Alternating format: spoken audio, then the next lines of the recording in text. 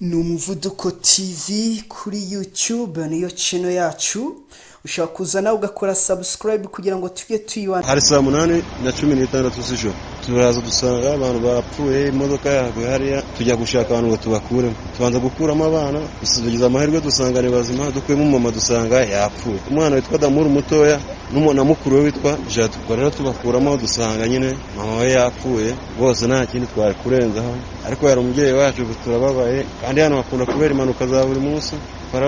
Turabashishikariza gushyiramo dadana ahangaha kugira ngo nibura impanuka zigabanyukeho gake.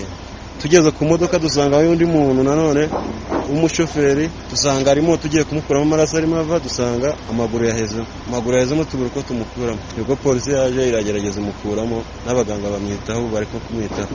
Ikamyo yari ipakiye ibiti byinshi rwose, n'ubwo dore tubipakuye amasanga agera muri angahe na byari dupakurura ibyinshi rwose, ibiti ni byinshi cyane.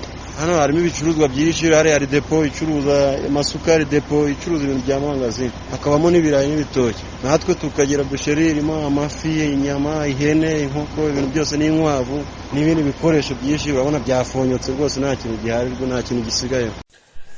Ni umuvuduko TV kuri YouTube niyo channel yacu ushaka kuzana ugakora subscribe kugira ngo tujye tuyibana.